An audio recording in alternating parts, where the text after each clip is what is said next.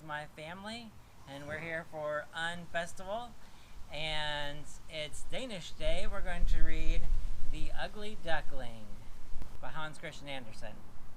One summer, a mother duck's eggs began to crack. 6 little ducklings broke out of their shells. Peep, peep, they said. Are you all here? The mother asked. 1, 2, 3, 4, 5, 6. Of course she was counting in Danish, though. She counted them. One egg was much bigger than all the others, and had not yet hatched. So, the mother duck, being a good mother duck, sat on the egg. And at last the egg began to crack. Peep, peep, said the new duckling.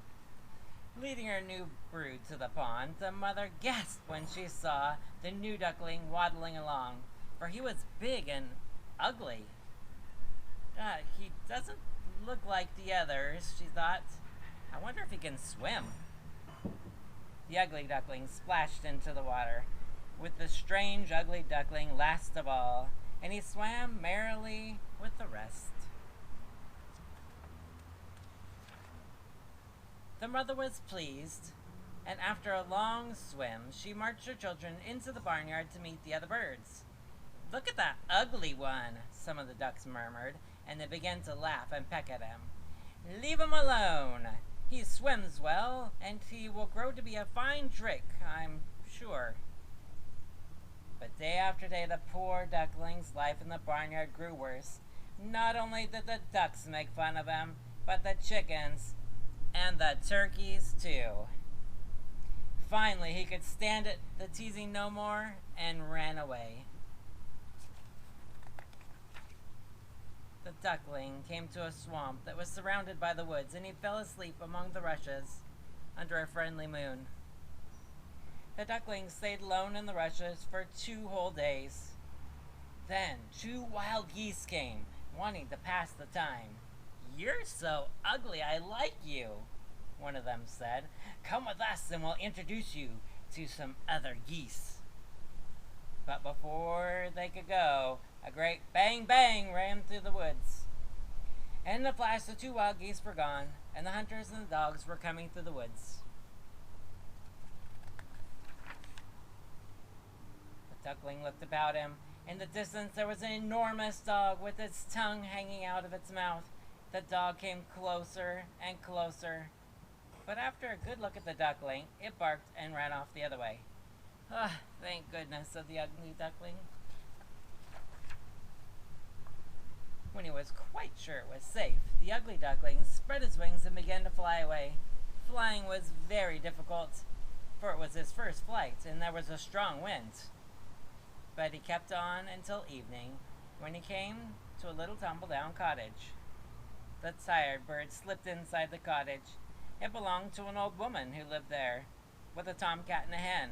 Ah, what luck, said the old woman, when she saw the ugly duckling. We shall have duck eggs to eat, if this duck doesn't turn out to be a drake. The hen and the tomcat crept quite close to the drake. Can you lay eggs? The hen asked. Can you purr or arch your back? The tomcat added. No, said the young drake, but I can swim and fly. Swim and fly? What earthly good is swimming or flying? You should learn how to lay eggs. Or purr, added the grinning tomcat. I had best be on my way, said the drake, whose heart was beating quite fast. He left the cottage at once and flew to a marsh. Outside, the summer winds were howling. The young drake was happy to swim and dive in the water, but he felt all alone. One frosty evening, a flock of beautiful white birds flew overhead. The young drake felt strange when he saw them. He cried out to them. He spun around in the water, but soon the large birds were out of sight.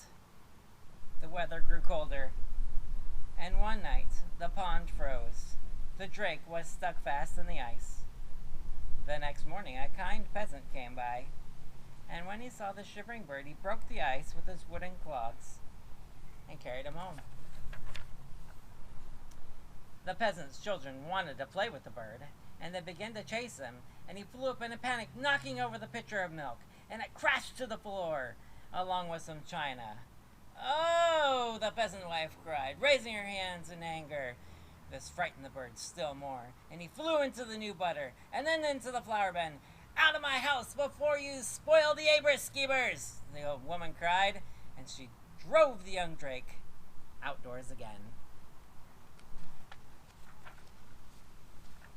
For the rest of the winter, the drake slept in the marsh grass, and when the sun began to shine warm again, he awoke. His feathers were lighter, and now he stretched his wings. He found that they were big and strong.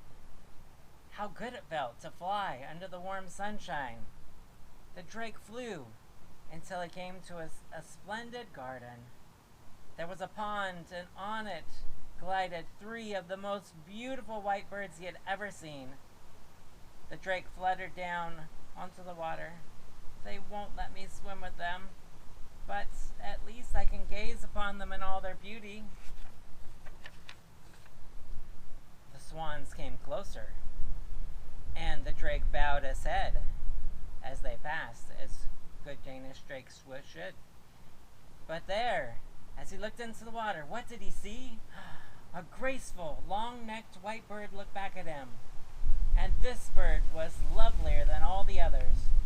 The drake had been a swan all along, though none had known it. And now all the beautiful swans were gathering to welcome him. "Velkommen! Velkommen! Velkommen!"